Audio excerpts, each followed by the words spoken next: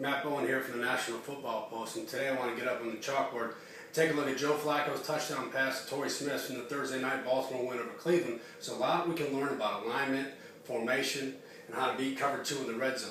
Looking here at what Baltimore has on the field, I'm calling this posse personnel. Posse personnel is 3 wide receivers, 1 tight end, 1 running back. But they are right here is backup quarterback Tyrod Taylor.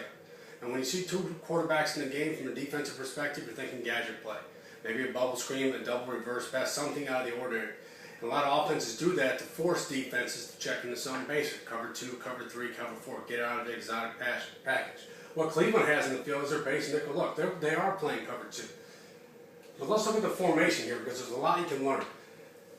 Look at Torrey Smith's alignment. Anytime you see an X receiver or a Z receiver, someone that's usually aligned outside of the numbers, inside split right here, tight to the core of the formation. This is a reduced, or what I could call a nasty split. Something's up. And why is Torrey Smith in line opposition? Because he's getting the football. You got to know that as a defensive back. If you see Calvin Johnson in the slot, you see Greg Jennings in the slot, you see Andre Johnson, Larry Fitzgerald, you see any of those top tier wide receivers inside, something's up. The antenna guy has to go up. You have to alert your buddies in the secondary. Hey, they might be running an inside concept here.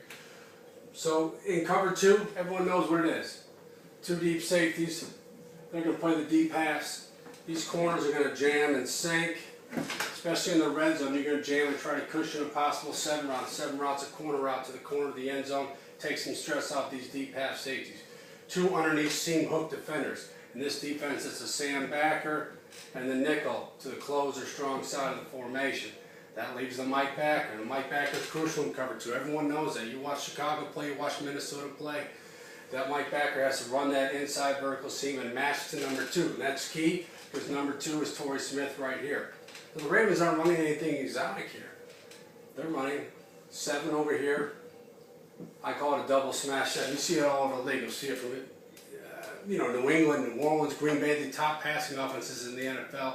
And even from teams like Cleveland that struggle on offense. You're going to run 2 inside breaking routes here, drag this over the middle of the field. You could find it, basically an immediate check down here out of an empty look. Hit here or look up top to the 7, which is a tight end. The open and weak side of the formation, Tyrod Taylor's just running the same thing as smash. He's just jogging off the football. He doesn't even want to be on the field because he's a backup quarterback. He knows he's not getting the ball. So that leaves Smith right here. And again, you might get a possible 7 here. You could get the dig route here. What they're doing is just basically a skinny post. Call it a seam, I call it a skinny post right there. What does a Mike backer have to do in cover 2? He has to open his hips to the passing strength. The passing strength here is a 3 receiver side. So he's going to open this way, flip back and read the quarterback. He's got to match that. That's a long run for him to go. Can you put the blame on the Mike for this touchdown? Yeah, you can look at the Mike and say he didn't get enough depth. He didn't square his shoulders quick enough. He didn't read the quarterback. But what about the free safety here? Let's not give him a pass. Well, number 1 is gone. You have no outside release from number 1. There's no reason to widen. And your landmark is the top of the numbers. There's no reason to widen out here. What are you just chasing ghosts? Stay square. Read number 2. You're not going to make a play over here. The strong safety is occupied by the 7 round. He's not going to be able to count.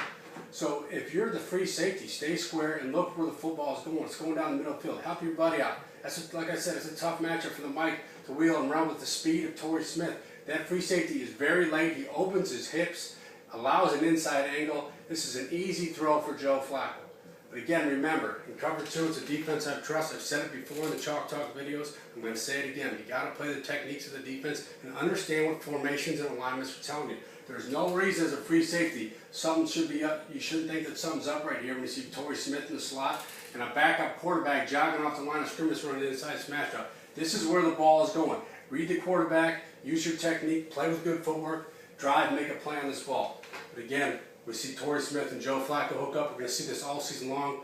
This is a good offense in Baltimore. They're going to score a lot of points.